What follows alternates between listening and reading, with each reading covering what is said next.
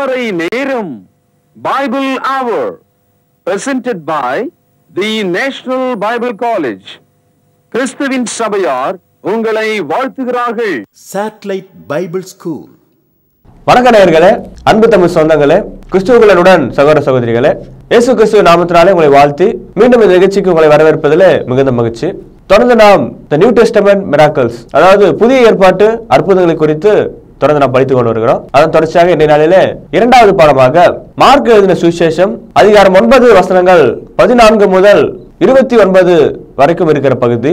நீங்கள் விசுவாசம் உள்ளவர்களா இருந்தால் எல்லாம் உங்களுக்கு கூடும். எனவே அன்பு வேதமானவர்களே, நீங்கள் விசுவாசம் உள்ளவர்களா இருங்கள். உங்கள் விசுவாசம் எல்லாவற்றையும் ஜெயிக்கக்கூடியதாய் இருக்கிறது. அன்பு வேதமானவர்களே, தொடர்ந்து நிகழ்ச்சியை பாருங்கள். இந்த நிகழ்ச்சியை பார்த்து பயன்பெறுங்கள். இந்த நிகழ்ச்சியில சொல்லப்படுகிற ஒவ்வொரு வசனங்களையும் எழுதி கொண்டு அதை குறித்து சிந்தியுங்கள், ஜெபம் செய்யுங்கள். இன்றைய நாளிலும் கூட நமது போதகர் டாக்டர் பீட்டர் சாலமோன் அவர்கள் நற்செய்தி அளிப்பார். வாழ்த்துக்கள். அன்பான சகோதர சகோதரிகளே, புதிய ஏற்பாட்டின் சிறப்பு வாய்ந்த அற்புதங்களை நம்முடைய வாழ்க்கையோடு சம்பந்தப்படுத்தும் ஒரு நிகழ்ச்சியாக இது இருக்கிறது. Every miracle is related to our life. நமது ஆண்டவராக இருக்கிற இயேசு கிறிஸ்து அற்புதங்களை செய்தார். அவருடைய அற்புதங்கள் தந்திரம் மந்திரம் என்ற வார்த்தைக்குள் வராது. காரணம், தந்திரம் மந்திரம் செய்கிறவர்கள் தினந்தோறும் செய்ததையே செய்வார்கள். ஆனால் இயேசு கிறிஸ்து எல்லா இடங்களிலும் பொது ஜனங்கள் மத்தியில், அப்போஸ்தலர்கள் மத்தியில் ஒரு குறிப்பிட்ட வித்தியாசமான ஒரு நோயாளியை அவர் அற்புதத்தின் வழியாக சுகமாக்குவதை பார்க்கிறோம். அவருடைய அற்புதங்கள் ஆச்சரியமாக இருக்கிறது. அது இயற்கைக்கு மேலாக இருக்கிறது. அது சாட்சி உள்ளதாக இருக்கிறது. அதை பார்த்த மனிதன் இது தேவனுடைய கரம்தான் என்று ஒப்புக்கொள்ளக்கூடியதாக இருக்கிறது. முற்றிலும் இயேசுவினிடத்தில் விசுவாசம் வைக்கக்கூடியதாக இருக்கிறது. இந்த நாளில் ஒரு புதிய அற்புதம் ஒன்றை நான் உங்களுக்கு காண்பிக்க போகிறேன். இந்த அற்புதத்தில் நடந்த அந்த சம்பவங்கள் நம்முடைய வாழ்க்கையில், நம்முடைய குடும்பத்தில், நம்முடைய தெருவில் நடந்த ஒரு சம்பவம் போல தெரிகிறது. ஒரு தகப்பன் தன்னுடைய பிள்ளையை கயிற்றால் கட்டி கையால் பிடித்து கொண்டிருக்கிறார். அந்த தகப்பனுடைய நீண்ட கால நண்பர் ஒருவர் வழியில் வருகிறார். இது யார் இது என்று அந்த பையனை பார்த்து கேட்கிறார். அதற்கு தகப்பன் சொல்கிறார், உனக்கு தெரியலையா, இவன் என் மகன்தான் அப்படின்னு சொல்கிறார். இது உன் மகனா? என்ன ஆயிற்று அவனுக்கு? ஏன் முகமெல்லாம் காயமாக இருக்கிறது? அவன் எங்கே விழுந்து இந்த கோரமான நிலைக்கு வந்தான் என்று கேட்டார். அப்பொழுது தகப்பன் சொன்னார், இவனுக்கு என்ன பிடித்திருக்கிறது என்று எனக்கு தெரியல. தினமும் சாவை நோக்கியே இவன் போகிறான். Daily he follows the death என்று சொன்னான். எங்கள் தெருவில் மகா பெரிய நெருப்பை சேர்த்து கல்யாணத்துக்கு பிரியாணி கிண்டி கொண்டிருந்தாங்க. அந்த நெருப்பில் போய் விழுந்தாயா இவன். அதனால் இவனுடைய முகமும் தோளும் கையும் இவ்வளவாய் கோரமாய் போனது என்று சொன்னான்.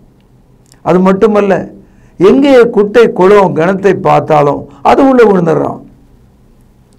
என்னை பொறுத்த வரைக்கும் இந்த என் மகனுக்கு மரணம்னு பேர் வச்சிருந்தா சரியா இருந்திருக்கும் என்று துக்கத்தோடு சொன்னார். அன்பு தோழர்களே, பரிசுத்தவான்களே, நம்முடைய வாழ்க்கையில் நம்முடைய பிள்ளைகள் கூட ஏதாவது ஒன்று இவ்விதமாக இருக்கும். பைத்தியமாக இருக்கும், அரை பைத்தியமாக இருக்கும், அல்லது ஏதோ ஒரு வகையில் ஒரு ஊனமுற்றவராக இருக்கலாம், ஒரு மாற்றுத்திறனாளியாக இருக்கலாம், பார்வை இல்லாமல் இருக்கலாம், கொடிய நோய் கொண்டவராக இருக்கலாம். சமுதாயத்தில் இப்படிப்பட்ட நிலைகள் இல்லையா?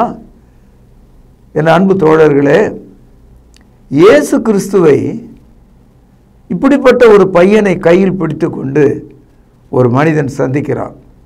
அந்த மகனை குறித்து அந்த தகப்பன் பேசும்போது ஒரு கருத்தை சொல்லுகிறான். இதை லூக்கா சுவிசேஷ எழுத்தாளர் 9வது அதிகாரம் 38வது வசனத்தில் குறிப்பிடுகிறார். என்ன சொல்லுகிறார்? அவன் தன் தகப்பனுக்கு ஒரே பிள்ளையாயிருந்தான். புரியுதுங்களா உங்களுக்கு? He is the only son to the father. அன்பு தோழர்களே, நம்முடைய வீட்டில் எல்லாம் இருக்கு. 3-4 தலைமுறைக்கு சொத்து இருக்கிறது. எல்லாம் உழைத்து சம்பாதித்து வைத்திருக்கிறோம். ஆனால் அதை ஆளும்படி ஒரு மகன் வேண்டும் இல்லையா? அன்பு தோழர்களே, இதோ என்னுடைய மகன், ஒரே மகன், எல்லாவற்றுக்கும் உரிய மகன். ஒவ்வொரு நாளும் மரணம் மரணம் என்றே அவன் வாழ்கிறான். He lives every day death and death as a cry. எங்கே நெருப்பை கண்டாலும், எங்கே தண்ணீரை கண்டாலும் அதிலே விழுகிறான். அவன் பல்லை கடிக்கிறான், வாயிலே நுரை கொள்கிறான், மூர்ச்சியாகிறான். அவனை வெளியே தூக்குவது கடினமாக இருக்கிறது. என்னுடைய வாழ்நாளில் பாதி நாள் இதிலேயே போய்விட்டது. என் மகன் எங்கே இருக்கிறான் எங்கே இருக்கிறான் என்று தேடுவதிலே என்னுடைய கவனம் போய்விட்டது என்பது போல இருக்கிறது. அன்பு சகோதரர்களே, இயேசு கிறிஸ்து இந்த உலகத்துக்கு வந்தபோது ஒரு வித்தியாசமான போதனையை காண்பித்தார். அதை இந்த மனிதர்கள் யாரும் செய்ய முடியாது. இன்றைக்கு உலகத்திற்கு எந்த மதமும், மதத்தின் தலைவர்களும் தோற்றுவித்தவர்களும் அதை குறித்து பேசினதில்லை. கிறிஸ்தவம் பிசாசை குறித்து போதிக்கிறது, பிசாசின் கிரியைகளை குறித்து போதிக்கிறது, பிசாசு தடை செய்கிறது என்று போதிக்கிறது. நீங்கள் பிசாசை உறுதியாக நம்பும்போது அந்த பிசாசின் கரத்திலிருந்து உங்களை ரட்சிக்க தேவன் தமது குமாரனை அனுப்பினார் என்று புதிய ஏற்பாடு நமக்கு போதிக்கிறது.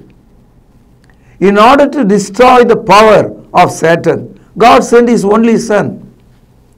1 யோவான் 3ஆம் அதிகாரம் 8வது வசனத்தில் படிக்கிறோம், பிசாசின் கிரியைகளை அழிக்கும்படிக்கே மனுஷகுமாரன் இவ்வுலகத்திற்கு வந்தார். மனிதனுடைய வாழ்க்கையில நீ யாரா வேணா இருக்கலாம். ஒவ்வொரு நாளும் ஒவ்வொரு நிமிஷமும் மரணம் பயம் நமக்குள் வந்து வந்து போகிறது. எவ்வளவு சந்தோஷத்தின் மத்தியிலும் கூட ஒரு மரண பயம் உனக்குள் இருக்கிறது. இதுதான் மனிதன். ஆதாமுக்குள் பிறந்த அனைவரும் மரண பயத்தினாலே தங்கள் வாழ்க்கை முழுவதும் அடிமைப்பட்டிருக்கிறார்கள். பிசாசனுடைய கிரியைகளை அழிப்பதற்காக இயேசு உலகத்திற்கு வந்தார். எபிரேயர் 2ஆம் அதிகாரம் 14-15 வசனங்களை வாசிக்கிறோம். ஜீவகாலம் எல்லாம் மரண பயத்தினால் அடிமைப்பட்டவர் யாவரையும் விடுதலை பண்ணும்படிக்கு அவர் வந்தார். அன்பான சகோதரர்களே, இந்த காலை உங்களுக்கு ஒரு விடியலாகவும் வெளிச்சமாகவும் ஒரு புது பாதையை காண்பிக்கக்கூடியதாகவும், இந்த வீட்டுக்கு போகிற வழி இதுதான் என்று தெரிந்து கொள்வதைப் போல பரலோக வீட்டுக்கு போகக்கூடிய ஒரு வழியை உங்களுக்கு தெரிந்து கொள்ளக்கூடியதாகவும் இருக்க வேண்டும். நீங்கள் பார்க்க வேண்டியவைகள் வானத்து நட்சத்திரங்கள் அல்ல. நீங்கள் வியக்க வேண்டியது வானத்தின் சந்திரன் அல்ல. நீங்கள் பாராட்ட வேண்டியது சூரிய கிரணங்கள் அல்ல. நீங்கள் உற்று பார்க்க வேண்டியது கொல்கதா மலையில தேவன் தமது குமாரனை மனிதனாகவும் அதற்கு கீழே அவரை ஒரு அடிமையாகவும் ஒப்பு கொடுத்தார். அவர் சிலுவையின் மரண பரியந்தமும் தம்மை தாழ்த்தினார் என்று பிலிப்பியர் 2ஆம் அதிகாரம் 8வது வசனத்தில் படிக்கிறோம். அவர் சிலுவையிலே மரித்தார் என்பதுதான் உலகத்துக்கான நற்செய்தியாக இருக்கிறது. இந்த உலகத்துக்கு எதற்காக மரித்தார்? பாவம் செய்கிறவன் பாவத்துக்கு அடிமையா இருக்கிறான். பாவத்தின் சம்பளம் மரணம். ரோமர் 6ஆம் அதிகாரம் 23வது வசனம். பாவத்தில் சிக்குண்ட அனைவரையும் விடுதலையாக்கும்படிக்கு எல்லா மனுஷருக்காகவும் அவர் மரணத்தை ருசி பார்த்தார் என்று எபிரேயர் 2ஆம் அதிகாரம் 9வது வசனத்தில் படிக்கிறோம். Jesus tasted the death for everyone. That's what salvation. மனிதனுக்கு கிடைக்கும் ரட்சிப்பு இயேசுவினுடைய மரணத்தை சுவைத்து உன் மரணத்தை நீக்குகிறவராக அவர் வந்தார். இழந்து போனதை தேடவும் ரட்சிக்கவுமே அவர் உலகத்திற்கு வந்தார் என்று அவர் தமது சொந்த வாயினால் கூறினார். லூக்கா 19ஆம் அதிகாரம் 10வது வசனம். அன்பு தோழர்களே, இந்த காலையில் நான் உங்களுக்கு காண்பிக்க போகிற இந்த வசன பகுதி உங்களை மாற்ற வேண்டும். உங்களுக்கு ஒரு விடை தெரிய வேண்டும், ஒரு புது வாழ்வை உண்டாக்க வேண்டும். இதோ ஒரு வழி, here is my answer, here is a way என்பதாக நீங்கள் புரிந்து கொள்ள வேண்டும் என்று நான் விரும்புகிறேன். மார்க் எழுதிய சுவிசேஷம் 9வது அதிகாரம் 17வது வசனம், புதிய ஏற்பாட்டில் 61வது பக்கம். அப்பொழுது ஜனக்கூட்டத்தில் ஒருவன் அவரை நோக்கி, போதகரே, ஊமையான ஒரு ஆவி பிடித்த என் மகனை உம்மிடத்தில் கொண்டு வந்தேன். அது அவனை எங்கே பிடித்தாலும் அங்கே அவனை அலைக்கழிக்கிறது. அப்பொழுது அவன் நுரை தள்ளி பல்லை கடித்து சோர்ந்து போகிறான். அதை துரத்தி விடும்படி உம்முடைய சீஷரிடத்தில் கேட்டேன், அவர்களால் கூடாமற் போயிற்று என்றான். அன்பு தோழர்களே, இந்த காட்சியை பார்த்தீர்களா? இந்த காட்சியை விவரித்து சொன்ன அந்த தகப்பன் இயேசுவினிடத்தில் அந்த தகவலை சொல்லும்போது தன் மகன் படுகிற அவஸ்தைக்கு காரணம் நோய் அல்ல, சமுதாயம் அல்ல, உணவு அல்ல, வாழ்க்கை நெறிமுறை அல்ல. எது காரணம்? பொல்லாத ஆவி, த ஈவில் ஸ்பிரிட். இன்றைக்கும் நம்முடைய வீட்டை இந்த பொல்லாத ஆவி பிடித்து நம்முடைய மகனை, நல்ல சம்பாதியத்தில் இருந்த அவனை குடும்பத்தை விட்டு காணாமல் தூர போக செய்கிறது. கீழ்ப்படிதலாக அழகாக நன்றாக படித்த மகள் ஒரு இரவிலே ஓடிப்போவதாக நாம் பார்க்கிறோம். காதல் என்ற போதையிலே சிக்கின மனிதர்கள் அதிலிருந்து விலக முடியாமல் அடிமைத்தனத்துக்குள்ளாயிருக்கிறதை நான் பார்க்கிறேன். Evil spirit can enter into you, into your house, into your personal life, in your future, in your prosperity. பொல்லாத ஆவி நம்முடைய வீட்டுக்குள்ளும், நம்முடைய வாழ்க்கைக்குள்ளும், நம்முடைய பொருளாதாரத்துக்குள்ளும், வளமைக்குள்ளும் அது உள்ளே நுழைய முடியும். பிசாசின் கிரியைகளை அழிக்கும்படிக்காக இயேசு உலகத்திற்கு வந்தார். அன்பு சகோதரர்களே, இந்த காட்சியை நீங்கள் பாருங்கள். அவன் கீழே விழும்போது அவன் ஒரு மயக்க நிலையில வாயிலிருந்து நுரை தள்ளி பேச முடியாமல் போய்விடுகிறான். அவன் தண்ணீரிலும் நெருப்பிலும் விழுகிறான். தரையில விழுந்தா கூட பரவாயில்ல, நெருப்புல விழுந்தா 80% நெருப்பு அவனை சுட்டால் அவனை எப்படி காப்பாற்ற முடியும்? ஆழமான தண்ணீரில் விழுந்தால் அவனை யார் தூக்க முடியும்? ஒவ்வொரு நாளும் மரண போராட்டம். பெரியவர்கள் ஒருவரோடு ஒருவர் பேசுகிறார்கள், ஒவ்வொரு நாளும் போராட்டம். ஐ ஃபைட் எவ்ரி டே என்று சொல்கிறார்கள். To whom you are fighting? நீங்கள் யாரோடு போராடுகிறீர்கள்? அதான் தெரியல. யார்தான் அப்படின்னு ஒரு காரணம் நமக்கு தெரியல. காரணம் தெரியாத ஒரு எதிரி நமக்கு எதிராக நிற்கிறான். நல்லவெல்லாம் கெட்டவனானா, சிநேகிதெல்லாம் துரோகியானா, கையிலிருந்து பொருளாக நாசமாச்சு.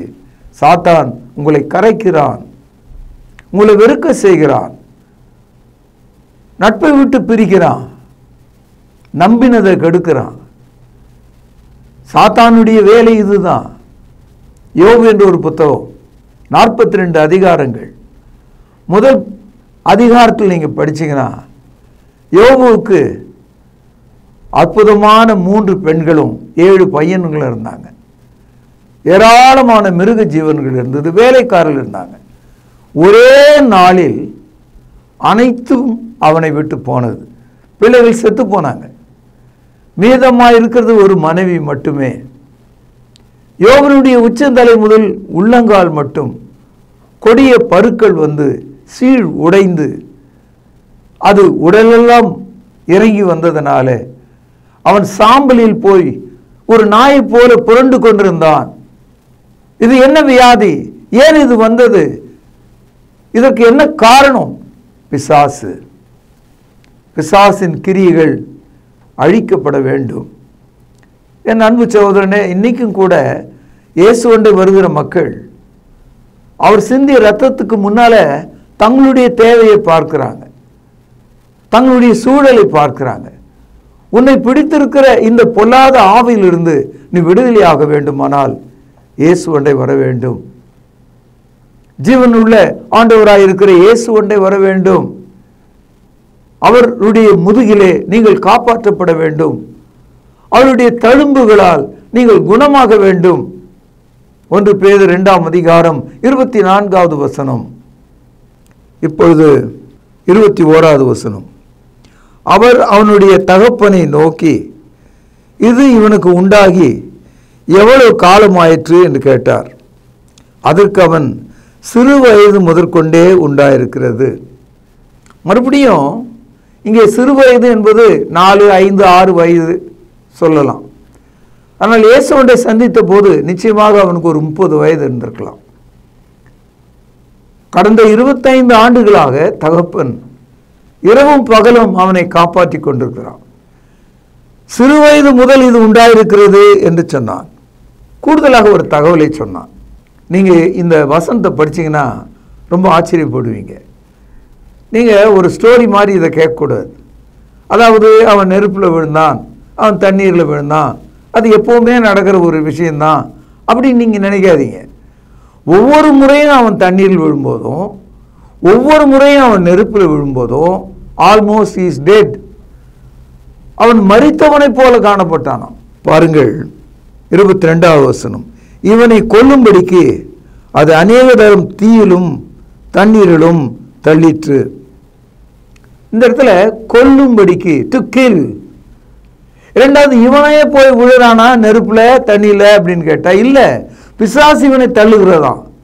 பாருங்கள், இவனை கொல்லும்படிக்கு அது, இந்த இடத்துல அது என்பது அந்த பொல்லாத ஆவி, அநேக தரம் தீயிலும் தண்ணீரிலும் தள்ளிற்று. கடைசியாக இயேசு ஒன்றை அவன் ஒரு மன்றாட்டை வைக்கிறான். அவனுடைய எல்லா முயற்சிகளும் தோல்வி அடைந்து விட்டது. ஒரு மன்றாட்டை வைக்கிறான். இந்த காலையில் நீங்களும் கூட ஒரு மன்றாட்டை ஆண்டவரிடத்தில் கொண்டு வரலாம். You come with a request. நீங்கள் ஒரு தேவையோடு ஆண்டவருடைய சமூகத்துக்கு வரலாம். இயேசு சொன்னாரு, வருத்தப்பட்டு பாரம் சுமக்கிறவர்களே நீங்கள் எல்லாரும் இடத்தில் வாருங்கள், நான் உங்களுக்கு இளைப்பாறுதல் தருவேன் என்று சொன்னார். மத்தேயு 11 அதிகாரம் 28வது வசனம். நீர் ஏதாவது செய்யக்கூடுமானால், ஐயா நீர் ஏதாவது செய்யக்கூடுமானால் எங்கள் மேல் மனதிறங்கி எங்களுக்கு உதவி செய்ய வேண்டும் என்றான். இந்த வசனத்தை நிறைய தடவை படித்தாலும் அந்த இடத்துல இருக்கிற பன்மை, ப்ளூராலிட்டியை நம்ம மிஸ் பண்ணுவோம்.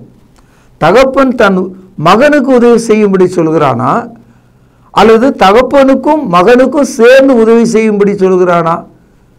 இந்த கேள்வியோடு நீங்கள் பார்த்தீங்கன்னா, எங்களுக்கு மனம் இறங்கி எங்களுக்கு உதவி செய்ய வேண்டும் என்று சொல்கிறான். அன்பான சகோதரர்களே, ஒரு காலில் அசுத்தத்தை மெரிச்சிக்கிட்டா 2 காலையும் தான் கழுவும்.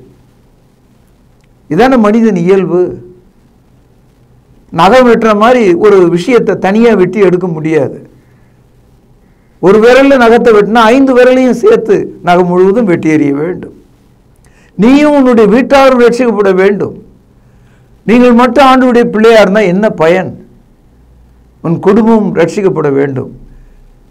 கர்த்தராகிய இயேசு கிறிஸ்துவை விசுவாசி, அப்பொழுது நீயும் உன் வீட்டார் அனைவரும் ரட்சிக்கப்படுவீர்கள் என்று சொன்னான்.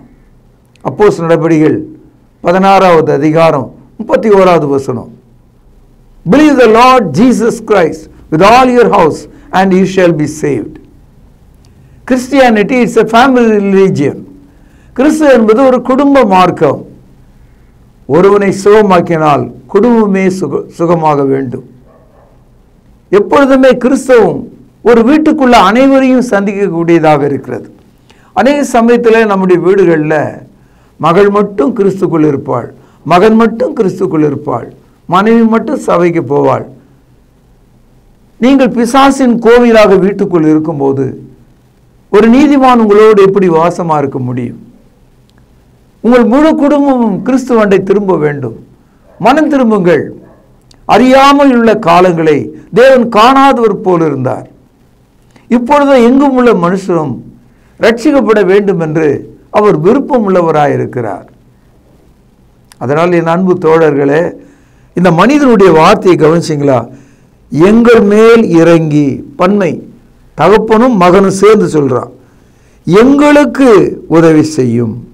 2 முறை இயேசு ஒன்றை அந்த பையனுக்கு இருக்கிற அந்த பொல்லாத ஆவியை நீக்குவது மட்டுமல்ல, எனக்கும் நீங்கள் உதவி செய்ய வேண்டும், என்னையும் நீங்கள் குணமாக்க வேண்டும்.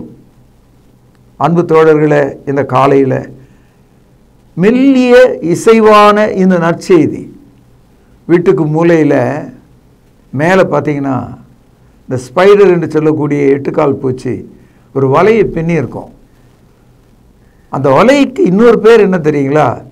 அது இங்கிலீஷில் வெப்புன்னு சொன்னாலும் அதை ஒரு ட்ராப்புன்னு சொல்லலாம். காரணம் என்னென்னா, அந்த வலையின் மீது உட்கார்ற எந்த ஒரு பூச்சம் அதோடு முடிஞ்சது.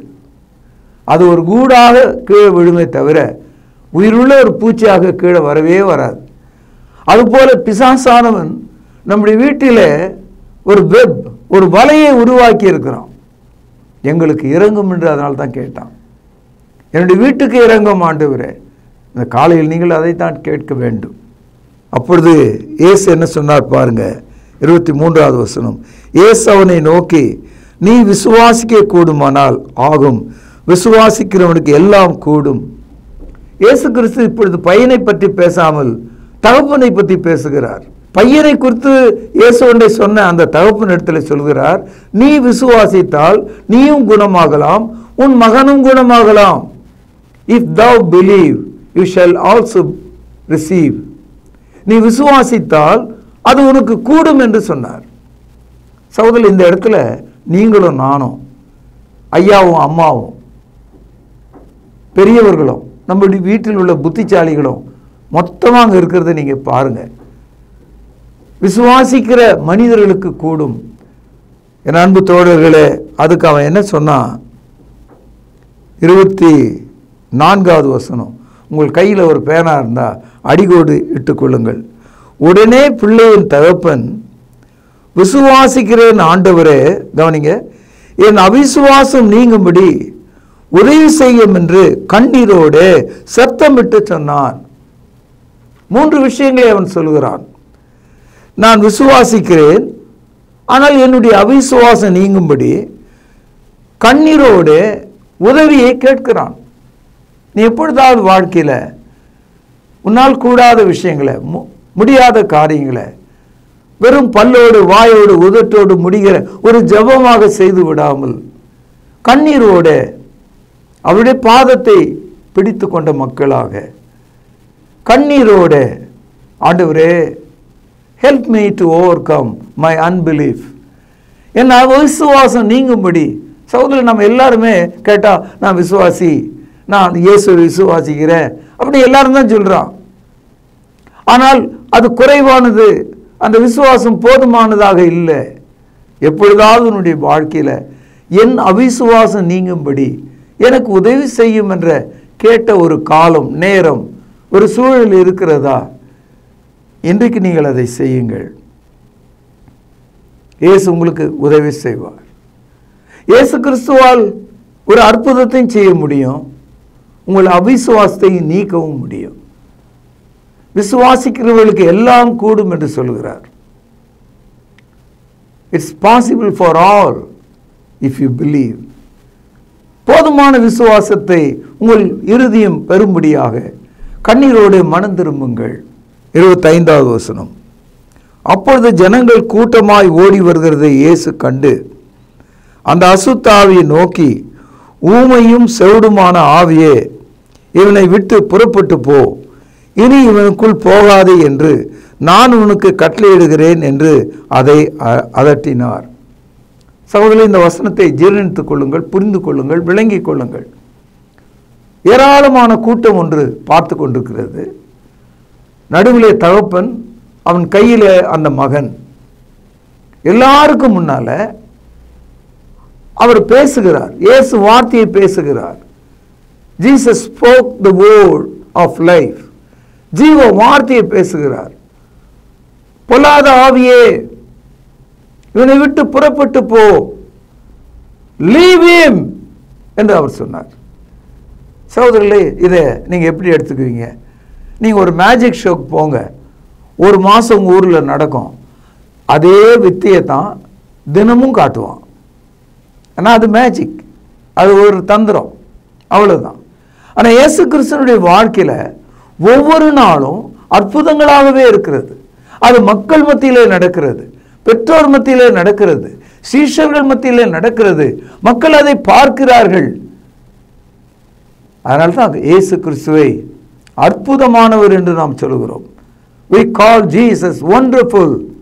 26வது வசனம். அப்பொழுது அது, இந்த இடத்துல அது என்பது பிசாசு, சத்தமிட்டு அவனை மிகவும் அலைக்கழித்து புறப்பட்டு போயிற்று. அவன் செத்து போனான் என்று அநேகர் சொல்லத்தக்கதாக செத்தவன் போல் கிடந்தான். இயேசு அவன் கையை பிடித்து அவனை தூக்கினார். உடனே அவன் எழுந்தான். இந்த அற்புதமான இந்த வசன பகுதியை உங்கள் முன்பாக நான் படைத்திருக்கிறேன். இந்த புதிய காலை உங்களுக்கு ஆசீர்வாதத்தையும் நல்நம்பிக்கையும் குணமாக்கும் வரங்களையும் கொடுக்கத்தக்கதாக இயேசு ஒன்றை திரும்புங்கள் என்று சவால் அளிக்கிறேன். It's a challenge. come to Jesus Christ. இயேசு ஒன்றை வாருங்கள் என்று உங்களை அழைக்கிறேன். அவரை நம்புங்கள் என்று அழைக்கிறேன். மனிதர்களால் கூடாதது தேவனால் கூடும். அவர் நீட்டினால் அதை மடக்கிறவன் இல்லை, அவர் மடக்கினால் அதை நீட்டுகிறவன் இல்லை. நீ விசுவாசிப்பாயானால் இந்த காலை உனக்கு மாற்றத்தை கொண்டு வரும் என்ற நம்பிக்கை நிறைந்த விசுவாச வார்த்தைகளை உங்களுக்கு சொல்லி இந்த நற்செய்தியை நான் இங்கே நிறைவு செய்கிறேன். பிரார்த்தனை செய்வோம். பரலோகத்திலே வாசமாக இருக்கிற தகப்பனே, அற்புதமான இந்த வார்த்தைகளுக்காக உமக்கு தோத்திரம். செத்தவர்களைப் போல விழுந்து கிடக்கிற எங்களை சுகமாக்கும் உமது ஆற்றல் மிக்க வார்த்தையினால எங்களை எழுந்திருக்க பண்ண வேண்டும் என்று செபிக்கிறேன். பெற்றோர்களையும் பிள்ளைகளையும் குடும்பங்களையும் ஆசீர்வதியும். கர்த்தராகிய இயேசுவின் நாமத்திலே நன்றி செலுத்தி உம்மை ஸ்தோத்திரிக்கிறேன். ஜீவனுள்ள எங்கள் நல்ல பிதாவே, ஆமென். அன்பான சகோதர சகோதரிகளை மீண்டும் சந்திப்பதில் நான் மகிழ்ச்சி அடைகிறேன். விசேஷமாக உங்களிடத்தில் ஒரு வேண்டுகோள், ஒரு ரெக்வெஸ்ட் என்ன அப்படின்னா, நம்முடைய பைபிள் அவர் ப்ரோக்ராம் பலவிதமான சேனல்களில் வருது. அதோடு கூட ரொம்ப முக்கியமாக இப்பொழுது உங்களிடத்தில் பொதுவாகவே நம்ம திருமறை நேரம் நிகழ்ச்சியில் பணம் கொடுங்க, இந்த நம்பர் பாருங்கள், அனுப்புங்க அப்படின்னு நம்ம கேட்டதே கிடையாது. ஆனால் மிகப்பெரிய ஒரு ரெக்வெஸ்ட்டை, மிகப்பெரிய ஒரு விண்ணப்பத்தை உங்கள் முன்னால் நான் இப்போ வைக்கலான் இருக்கேன். அது என்னென்னா, நம்முடைய பைபிள் அவர் டிவியினுடைய யூடியூப் சேனலை நீங்கள் பார்க்குறீங்க நிறைய பேர். ஒரே ஒரு விஷயம், அதை பிறருக்கு அறிமுகம் செய்யுங்கள். அடுத்தது சப்ஸ்கிரைப் பண்ணுங்கள். இந்த லைக் பண்ணுங்கன்னு நான் சொல்ல மாட்டேன், அக்செப்ட் பண்ணுங்கள். ஏன்னா ட்ரூத் இல்லையா அது, அதை நாம் அக்செப்ட் தானே பண்ணணும் இல்லையா? அடுத்தது அந்த வியூஸ் எவ்வளவு பார்க்குறாங்களோ அவ்வளவு தூரத்துக்கு நாம் அந்த வசன விதைகளை இன்னொருவருக்கு நாம் கொண்டு சென்றதாக இருக்கும். பழைய ஏற்பாட்டு காலத்தில் குஷ்ரோகிகள் எல்லாருமே சாகிற ஒரு தருவாயில் ஊரே இருக்குது, பட்டணமே இருக்குது. இவங்க அந்த கோட்டையினுடைய எல்லைக்கு வந்த உடனே பகைஞரெல்லாம் ஓடி போயிட்டு உணவுப் பொருள்லாம் கிடக்கிறத பார்த்த உடனே, ஆஹா, இந்த நற்செய்தியை நாம் சொல்லாமல் போனால் நமக்கு ஐயோ என்று சொல்லி அவங்க நல்ல செய்தியை கொண்டு போய் ஊரில் சொன்னாங்க. அதுபோல் இந்த சுவிசேஷம், இந்த சத்தியம், இந்த கிறிஸ்தவ விழிப்புணர்வு ஒருவர் பேச அதை மற்றவர்களுக்கு அறிமுகம் செய்கிற ஒரு வேலையை, ஒரு அந்திரியாவினுடைய வேலையை அவர் தானே பண்ணார். இயேசுவை கண்டேன், வந்து பாருங்க அப்படின்னார். அதை நீங்கள் செய்யும்படி உங்களை அன்போடு கூட கேட்டுக்கொள்கிறேன். சப்ஸ்கிரைப் பண்ணுங்கள், மற்றவர்களுக்கு ஷேர் பண்ணுங்கள், இந்த ட்ரூத்தை அக்செப்ட் பண்ணுங்கள். மற்றவர்கள் இதை அக்செப்ட் பண்ணுறதுக்கு நீங்கள் ஒரு கருவியாக, உதவியாக இருங்க. நிச்சயம் இது நிமித்தமாக இந்த சுவிசேஷ ஊழியத்தினுடைய பலனில் உங்களுக்கு பங்குண்டு இல்லையா? God bless you. தேவன் உங்களை ஆசீர்வதிப்பாராக. நன்றி. சுத்தமா திரு புண்ணிய தீர்த்தத்தினால் குற்றம் நீங்கி விட குணமாறேற்ற ஆட்டுக்குட்டி என்ற ரத்தத்தினால் மாசில்லா சுத்தமா திரு புண்ணிய தீர்த்தத்தினால் குற்றம் நீங்கி விட குணமாறேற்ற ஆட்டுக்குட்டியின் ரத்தத்தினால். தொடர்பு கொள்ள வேண்டிய முகவரி: திருமறை நேரம், 58 சர்ச் தெரு, குமரன் நகர், சென்னை 6,82,000. தொலைபேசி எண் 044255008882. செல்போன் 93855000. அன்பானவர்களே, புதிய ஏற்பாட்டு தொழுகைக்கு திரும்புங்கள். இடம் YMCA வளாகம், ஹைகோர்ட் எதிரில், பிரதி ஞாயிறு காலை 11 மணி அளவில். அன்புடன் அழைக்கிறோம். Come and worship with us every Sunday at 11 AM, YMCA Hall, opposite High Court, Parish Corner. கர்த்தாவே, தேவர்களில் உமக்கு பானவர் யார்? வானத்திலும் பூமியிலும் உமக்கு பானவர் யார்? உமக்கு பானவர் யார்? உமக்கு பானவர் யார்? வானத்திலும் பூமியிலும் உமக்கு பானவர் யார்? வானத்திலும் பூமியிலும் உமக்கு பானவர் யார்?